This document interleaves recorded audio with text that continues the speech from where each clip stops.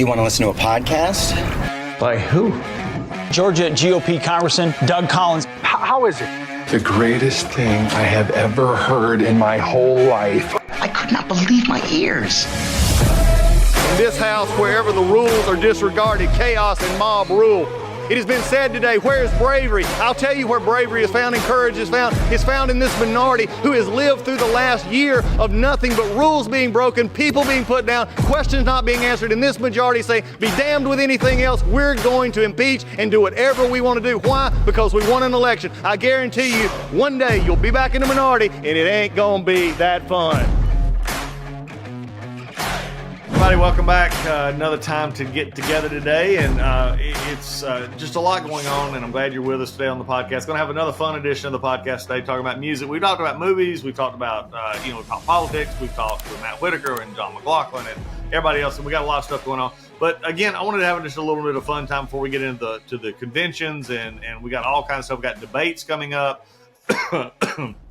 That we're going to be covering. So again, just a lot going on. But right now, as you're transitioning from school, especially if you got kids, and just getting ready to the summertime, we wanted you to have some time and some just some fun stuff to take along with you on your trips. And so today, in just a minute after the break, we're going to talk albums that you would want to have on a deserted island. Okay, and we're going to take away the fact that you don't have electricity or anything else, but you're going to have them anyway. So we're going to have albums that you would like to, that you would be willing to listen to if it's all you had. And we got a couple that James and I'll talk about our favorites, and then we'll add in some others that you probably everybody would sort of agree on. So let's just going to have a fun time. Good, quick one today, talking about music. We'd love to hear your suggestions, DougCollinsPodcast.com, and hit the email button and let me know what you think. We'll talk to you later about that. But after the break, we're back with more music. You might have heard Mike Lindell and MyPillow no longer have the support of the box stores or the shopping channels as the way they used to. They've been part of the cancel culture, so they want to pass the savings directly on to you by having a $25 extravaganza. When Mike started MyPillow, it was just one product company. With the help of his dedicated employees, they now have hundreds of products. Some of you may not even know about that. So to get the word out, I want to invite my listeners to check out the $25 extravaganza. 2-pack multi-pillow use MyPillows are just $25. MyPillow sandals, $25. There's 6-pack of towel sets, $25. Brand new 4-pack dish towels. You guessed it, just $25.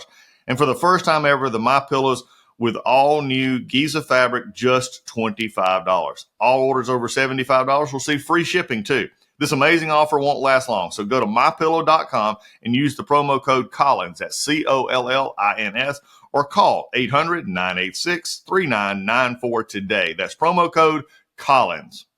Hey, inflation's at a 40-year high. The stock market looks more uncertain than ever. The new central bank digital currency is on its way and could be the government's ultimate surveillance tool against Americans. It looks like the government is playing games with your savings and retirement. So what are you going to do to help protect yourself? Did you know that you can have physical gold and silver into your IRA or 401k with zero tax or penalties? Millions of Americans are doing this right now for protection, and you should think about it too. A company I trust and recommend is Preserve Gold. They will go all over your options and make sure the process of acquiring precious metals is simple and easy. So if you're looking to help protect your retirement with a trustworthy company, request your free investment guide from the experts at Preserve Gold. Preserve Gold is accredited by the Better Business Bureau, and they have hundreds of 5-star reviews, so you know that you're in good hands. Just text Collins, COLLINS, to 50505. And an exclusive offer for my listeners, they'll get up to $15,000 in free gold and silver with a qualifying purchase on a retirement account rollover. So don't wait. Text Collins to 50505 today and get your free gold and silver investment guide and take the first step. Again, text Collins to 50505 to get your free guide from the good people at Preserve Gold. All right. James, the thought came to me the other day. I heard this again, and it was like, if you were, what music or what would albums, and I'm going to go back to the old albums because they are making a comeback. I got for Christmas, we talked about this year. I got my Crosley little in the office here. I've got my albums over there, my 12-inch vinyls, and I'm so excited. Sure. One of my favorites that I play all the time is Miles Davis, which is amazing as it goes. But then I've also got Van Halen's 1984. I've got the Leonard Skinner, Gold and Platinum. I've got Bob Seger, Against the Wind, another outstanding album. I've got the soundtrack from Risky Business. By the way, if you've never just listened to the soundtrack from Risky Business, a really good soundtrack as you go through. And, a lot of other stuff. But, when we get down to this, music is one of those, just like movies that we've talked about here on the podcast, that really affect you and take you back to a certain place. And on Capitol Hill, folks, let me just also tell you this, and this is the learning part of the political part of the show. Songwriters and musicians don't get paid in this new world like they used to get paid. Okay. And I want you to understand this. So all of you who think that music on the internet is free, it's not free. Okay. People are not writing songs and recording songs and putting them out there for you to steal them. That's just not, it. I mean, used to, you'd go to the store and you'd buy your album, you'd buy your 45, you whatever. And royalties were divided. By the way, this industry is the most heavily regulated industry that you could imagine. The federal government is involved with the royalties on music. And if you didn't know this, that's why Hakeem Jeffries, who and I wrote a bill called the Music Modernization Act. Donald Trump signed it. It revitalized how songwriters and but musicians get paid in a digital age. Just to show you an example here, the writer for the song All About That Bass, everybody knows Meghan Trainor, All About That Bass, No, but anyway, 1 billion views on YouTube.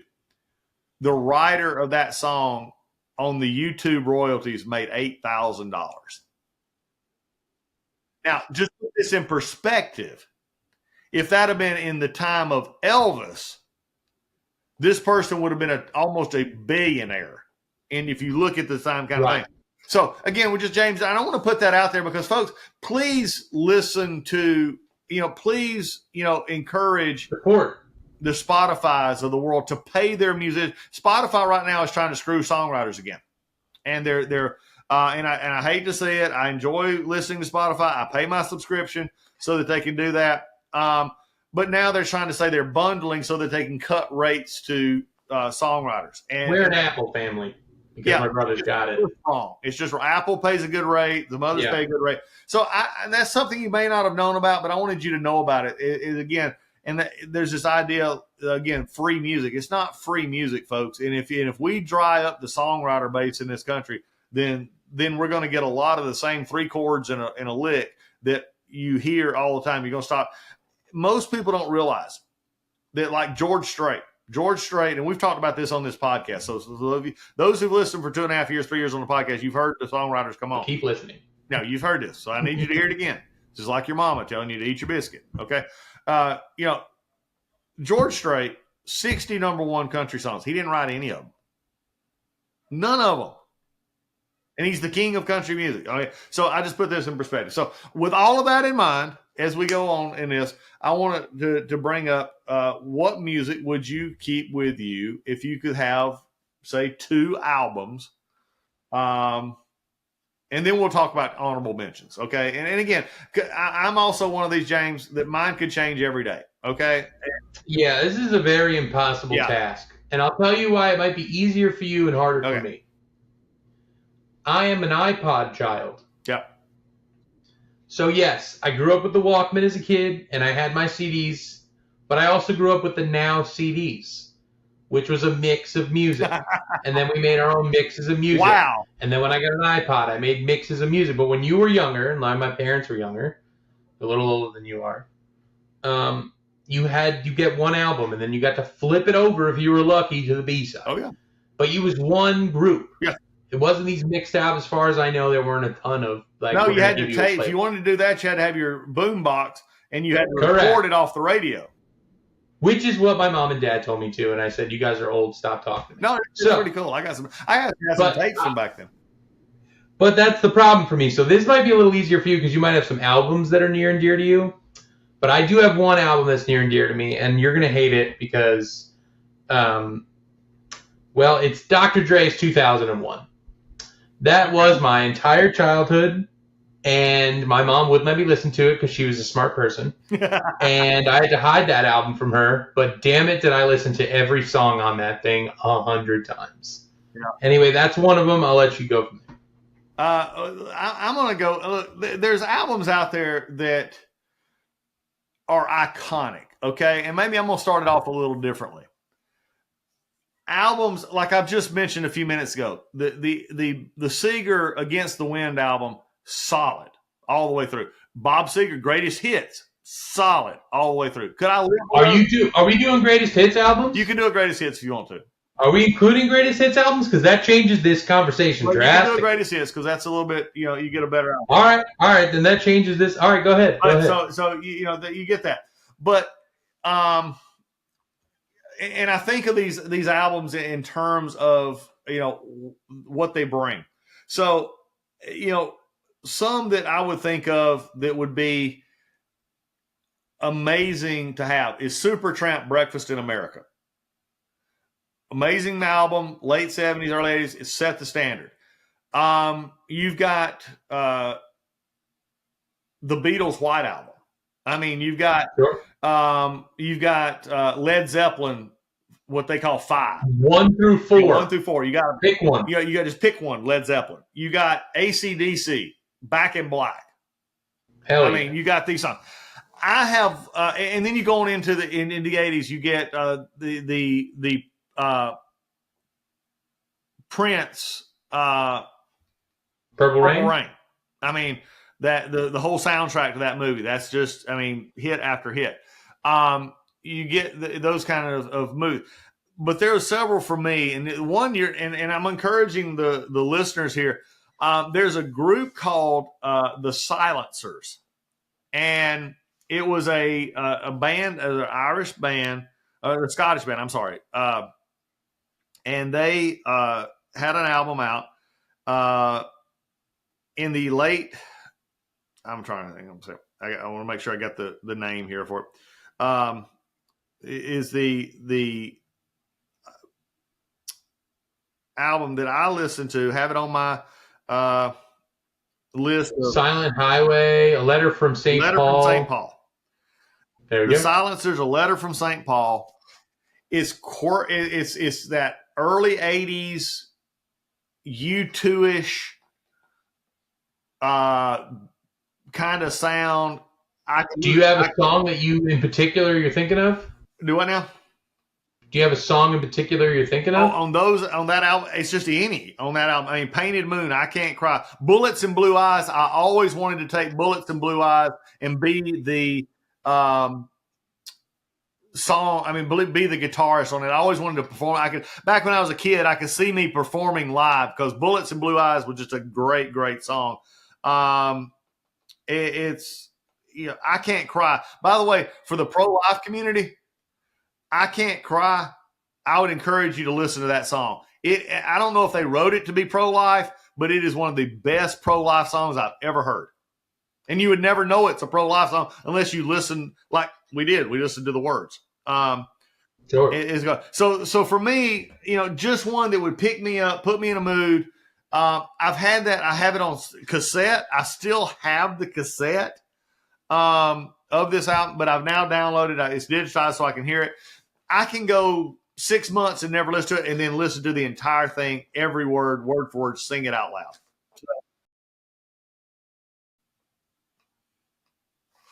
This is Bullets and Blue Eyes. Yeah. I can feel that. Now you brought some up that changes everything drastically for me. And that is you brought up Greatest Hits albums. Okay. This one changes. I believe that this should be a Broadway play. I believe that their music should be used in you could do an entire movie just based off their music, and that's Electric Light Orchestra. Oh, ELO. Oh, yes. Yes. Their Greatest Hits is the Greatest Hits, and I'm a diehard Zeppelin fan. I'm a diehard Jimi Hendrix fan. I don't even need to get into all the songs I love from every rapper of my generation and before me. ELO's Greatest Hits top anything you'll ever hear because every one of them is different. Every single song is different. Every single song has something that represents you in some way. You don't even know it. Their Greatest Hits, I'm Taking on an Island with Me, and I will die listening to that album. Yeah. 100%. It's an amazing album. Look, ELO, I mean, it's just the whole, that, again, there's so many things that came out of the 70s, 60s to the point where, Anything from Chicago. yeah, Chicago, you got Chicago's greatest hits. You got you know, so many with, you know, Seeger. You got Journey. I mean, how Journey's another one that, I mean, what if you look at you know what it is? I think about Journey. the Escape album was amazing. Well, I think the thing is, though, that people forget, especially my generation, because we weren't alive for when it came out, and maybe you guys do too, but you forget, oh, that's a Journey song? Oh, that's a Journey song? Oh, you're like, oh, I had no idea. And that happens to me all the time. My dad always been in the car like, yeah, of course. And I'm like, you didn't know that. Shut up. Yeah. But like, it's true. Like he first of all, if your parents don't show you the music that they liked when they were younger, that is poor sportsmanship on them. Yeah. Oh, no. Yeah, every parent should be showing their kid what they liked, and then they're going to form their own opinions, and they're going to hate your music in some way, shape, or form. But I actually grew up with every song, my mom's Motown records, all of my dad's classic rock records. Steve Miller Band was playing so often that at one point I had that song on repeat on a record player, and I wore a blanket around my neck and pretended to be flying like an eagle. That's not a joke. It's embarrassing, but it exists. There's tape. Yeah, my boys listen. I mean, because they'll tell you. That U2, of course, U2 greatest hits. Now, I'm a U2 snob a little bit. For me, I hate that. U2 is from 88 backwards. Now, their newer stuff has been okay, but 88 backwards to 77 is my time frame with U2. Boy, October, you know, Unforgettable Fire, Joshua Tree, Live at Red Rocks. That for me was U2. You know, so I can do a greatest hits, you know, from that generation. Now, got in the 90s, they lost me. In the 2000s, they lost me a little bit. Got some good. Yeah, but they lost. And also, it doesn't help. I don't know. I know we've talked about the McAfee show on here before, but they dogged their performance at the Sphere in Vegas. They said that was some of the worst live music they've heard in their entire life. Oh, really? Now, I'm sure you've been to a couple U2 shows. Oh, I have. And I'm sure you also probably got the iPhone that forced you to listen to their music. That pissed everybody off, and that put him in a bad place too. But you can't get rid of Bono; he's forever. So well, he's there. You know. Well, and it brings back a lot. I mean, and again, I mean, I can do a lot of one-offs, but I mean, you get a lot of the U2. Now, one we haven't mentioned. This goes back to your roots, and that is Springsteen. Don't mention that man to me. He's the worst. I can't stand him.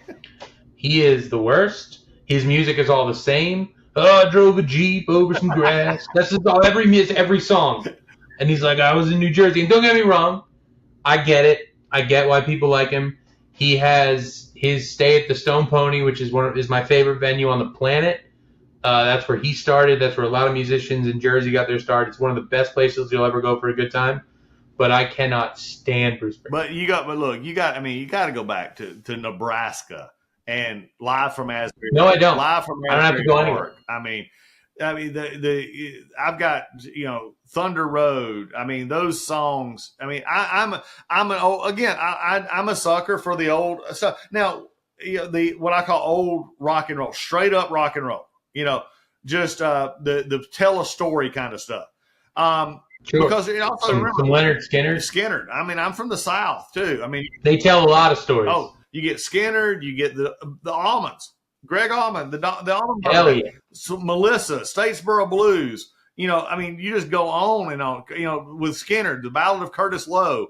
You know, Freebird, Sweet Home Alabama. I mean, you know, Freebird is the only song I know that's taken a life of its own over any song on the history of the world. It has. It's just no one has ever. That is the most requested song at a time when it shouldn't be requested in the history of music. Yeah, and I have a sadness, and for the last like 15 years, 16 years, and I'm just freely admit this, I've always liked Freebird.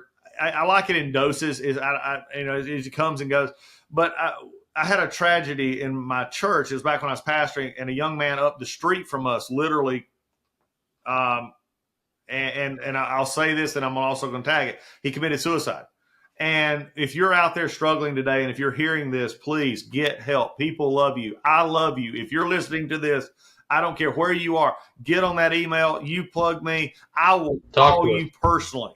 Okay. Absolutely. So you do not struggle with depression. Please. There are people who love you. And I've lost someone to suicide myself, so Yeah. it's not. But I it's had a ugly. young man, and they played it at his funeral. Oof. And it was just tough, and I can still hear, and so we'll just draw it out here for a second. When he got to the part, it says, it's my, he says, it's my fault. I mean, his mother just screamed, and it's just like I can't hear that, now. Yeah, So that's tough. Yeah, it's tough. So, but any of the Skinner stuff, Greg Allman, you got the 38 Special, you got Blackfoot, you got Mother's Finest, you got so much of that generation. And that's not even counting the big ones, Zeppelin and Rolling Stone. Yeah. Zeppelin has its own. I think Zeppelin's in its own category. Before we hop off this, though, I want to just bring something when you hop right back. Yep. This is a lighter funeral story. I know that's a horrible thing to say out loud, but because you brought this up, I have to bring this up. Have you seen the movie Old School? That's the Will Ferrell one? Yeah. I've seen part of it. I hadn't seen the whole thing. There's a part in the movie where he makes an old man sing Dust in the Wind. He sings Dust in the Wind to Blue, who died. Yeah. So this is real, and I regret this every day because I can't stop. It makes me laugh and cry at the same time. My friend's grandfather passed away. Yeah. So we all went to his funeral. We all went to the church. Yeah. And for some reason, Dust in the Wind was being played on an acoustic guitar during this man's funeral. Yeah. And it's dead silent. And me and my friends are all kind of laughing because this is from a movie we all watched as kids. And we're holding each other's hands trying not to laugh. And there's a scene in the movie where he says, "You're my boy, Blue," at the end. Somebody in the back of this place goes, "You're my boy, Blue." I've never heard a place erupt like that in my life, out of sheer laughter and sheer sadness at the same time. Yeah. It was, I've never seen, but I couldn't. It was probably the best thing ever. It was, because everyone was super silent, and somebody just way in the back of the church, "You're my boy, Blue." And I was like, there's no way. We're holding each other's hands trying not to laugh. Finally, everyone burst out, thank God. But I just had to throw that in there because it's one of my favorite stories. I do funerals. I've done a lot of funerals. Conducted a lot of funerals. As a pastor, I imagine you would. I've done. We got to be getting into 150, 200 plus. Oh my God! Duh. Yeah, tons. Okay, and I made a commitment, and I don't know if it is this way in New Jersey. It is in Georgia, and I say this to my, if I have my pastor brethren listening, just bear with me. I am so tired of most funerals. And it came across me, and I felt my spirit led in my quiet time, my prayer time, that, I'm there to say, yes, there is hope. There is, that's why Christ came. I mean, there's salvation, and you talk about that, especially the person's faith and others. But I've had people who simply use it as a second sermon without getting to know the family, even if they didn't know the family real well. So I have committed, and I've pretty well done this, over all of those funerals. I cannot right off tell you I've done the exact same funeral. In fact, I know that's true, but I'm just to hedge the bet, I've used almost different scripture for almost every funeral. That's impressive. And mainly because I would try to make it fit the person and fit the family. Sure. And if I knew them, that kind of thing. So again, funerals though, and I feel like there's a laugh and a cry moment. And I've had some that were gut wrenching for me. Okay. Of course. Just, friends and all that have died. And I've did family members, but it's just, you mix it. So, I mean, that story is pretty cute to me because I make a statement in funerals all the time. And I say this, I said, folks, please know something. You are not here because this person died. And some of them will sort of look at me funny, especially some of the younger ones. And I'll say, look, remember, you're not here. Yeah, there's a death and that's why you're in this room, but you're not here because they died. You're here because they lived. You're here because you love them. You're here because they meant something to you in life. You didn't just randomly walk down the street and say, hey, I'm dropping in a funeral home today and see what's happening. You know, you just don't do that. Yeah. And so I emphasize that part. So I get it with music and funerals, and you know, sometimes I laugh at the music selection and I cry at the music selection and everything. You're in Georgia, so I'm assuming it's not really a large Italian community. But where we are, what you've done, I'm sure you've done the like you've been around the wakes and whatnot. Italian wakes take 2 days for reasons I can't explain. 2 days and a funeral and then a party after, but listen, it's not the worst thing in the world. My grandmother actually needed the 2 days because I think about 100,000 people showed up. It's the craziest thing I've ever seen. But we have one Jewish aunt who married into the family, and she said something. Everybody's like kind of silent and sad, and she just goes, "You know, if you were Jewish, all you would do is bury this body in the ground and move on, huh?" And we were all looking around and we're like, "What is wrong with you?" But it was also really funny. So occasionally you need that like little joke in there. Yeah. Wow, we went off the topic of music, but that's what this show is. This is a show about going from music to death almost immediately. But it applies. We think about music and it brings us to real life situations. Yeah, it brings you. Think about all the emotional things attached to music in your life. There are songs I can't listen to. You told me about with Freebird. It's hard to listen to, but like there are songs I will not listen to for reasons. Oh. I couldn't say them on this air, but I can't. But like I can't listen to them anymore. I've got songs on my Spotify playlist that it's like, why do I have this song on my playlist? Because every time I do, it makes me think of somebody or my mom, or it makes me think of somebody. Right. I still listen to it, and it's just like, you know, I'm just in tears. Sort of get choked up with it as you go. Again, but I think that's why I'm such a, if you follow my career and especially intellectual property, copyright, all these kind of things is such a passion for me, is because I've understood something, and the songwriters and I have always gelled. Now, I can't play an instrument really well. I could play chopsticks or I could play, a little bit, and I just never did. And I always wanted to. I always wanted to be, play guitar or play whatever. But when I got involved with the songwriters and the musicians and taking up their cause, one of the things that hit me is that all what they have comes from within me. It wells up within inside them. It comes to their heart. It comes to their mind. And it comes through their hands and it comes through their mouth. And that's how they make a living. And I realized, in a really strange way that was me, except just in a different way. I make my living and I feed my family and I supply for my family by what is in my mind, that comes out of my heart, that comes out of my hands and my mouth. I'm not a house builder. Now I can build stuff, but that's not what I do. I can build a fence, but that's not what I do. What I do is I'm a lawyer, I'm a pastor, I'm a politician, I'm a talk show host, I'm a media person. I do that. So it relates that everything is valuable when it comes from you. And I think that's something that music provides as we go forward in looking at this. Why I wanted to do this episode and say, what would we have? I mean, we can think of a lot of stuff that we would have musically. Because there's days I'll listen to classical. There's days I'll listen to just nothing but Miles Davis and jazz. Sure. It just depends on my mood. I was a punk rock kid. You could catch me out there doing some. I've gone into crowds and fought people. I loved that stuff when I was a kid. Oh yeah. You just get out there, you swing, you skank or whatever everybody called it when we were younger. Like there's different. There are versions of me as a human being, and I'm sure of you, that are related directly to music. Yeah, I mean, it is, and as you look at it, that's what makes it interesting. I got one more before we get going, because I told you when we started talking about it, I said I got 2 albums that nobody, and I promise you I got 2 albums nobody probably ever heard of except me. The first one was the Silencers, and I encourage you, if you go on. Here's an interesting thing though. The next one I'm going to give you, you're going to have to go to, and you said you were Apple anyway, so you'll be able to find it.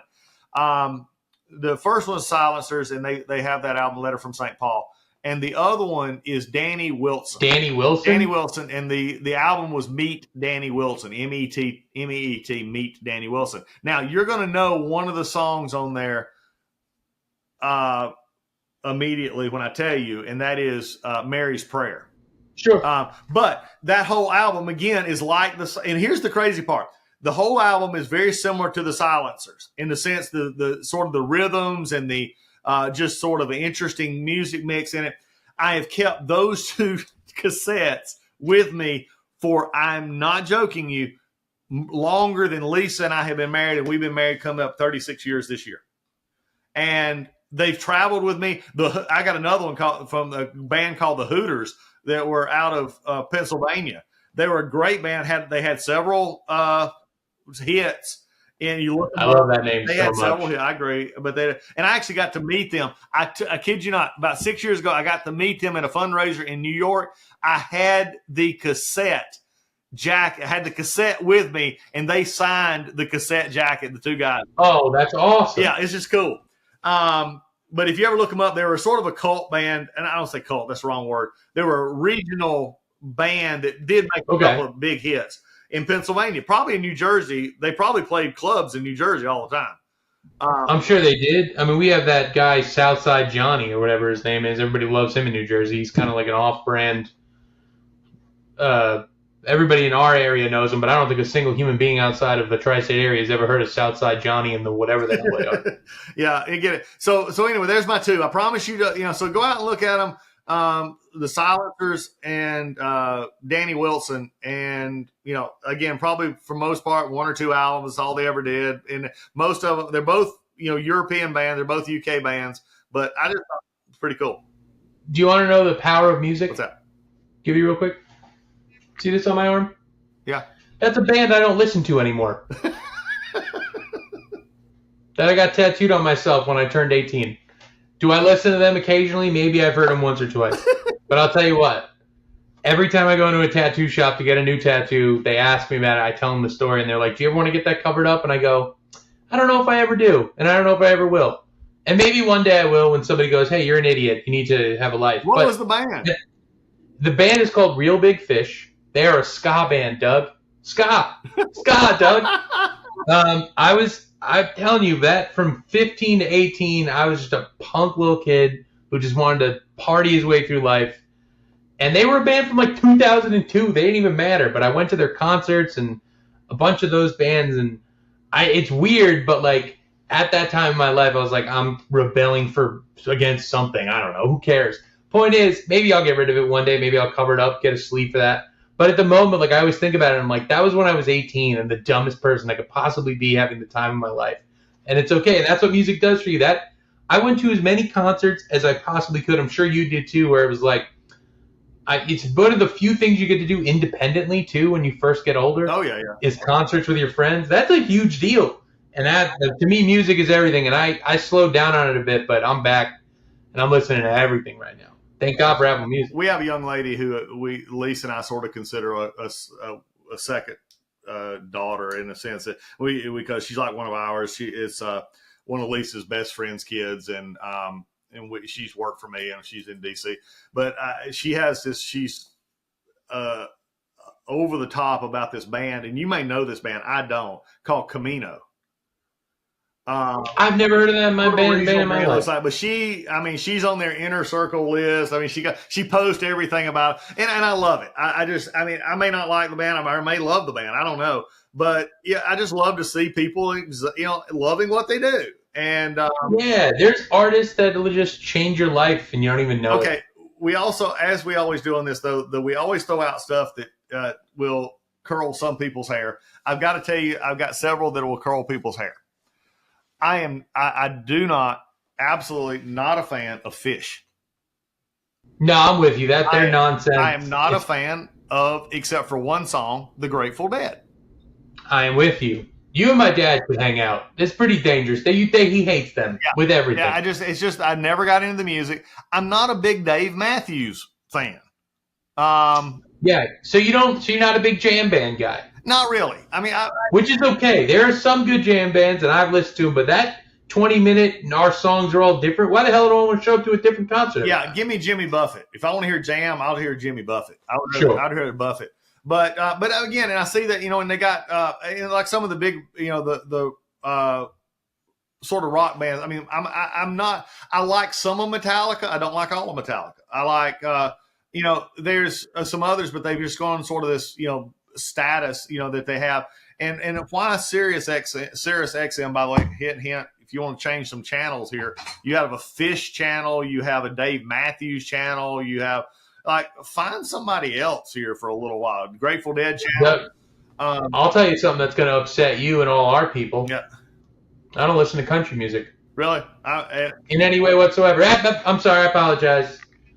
I listen to a ton of Johnny Cash, if that There counts you go. for anything. Johnny's the original bad boy. All right, but everything else, I can't get into it. Have I told you about Johnny?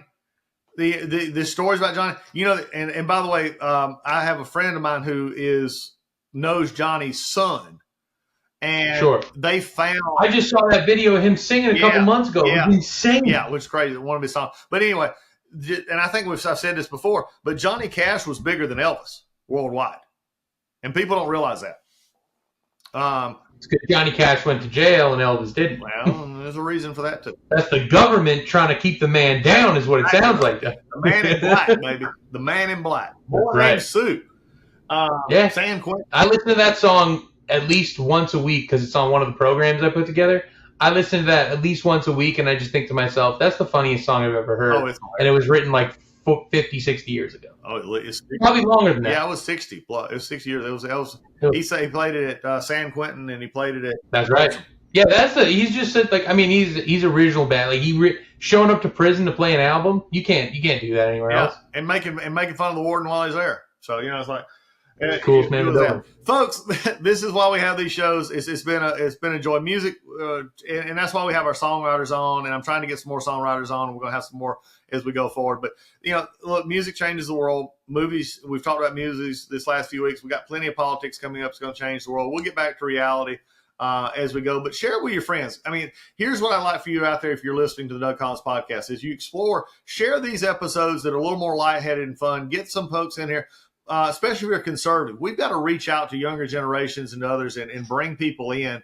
And if these shows like this will get them to listen to us occasionally, maybe they'll listen to us when we start talking about economics and start talking about other stuff and get them. Maybe not. Good luck. We'll throw it in. So share this episode, save it, subscribe to it. We're glad you're a part of it. We'll see you next time on the Doug Collins Podcast.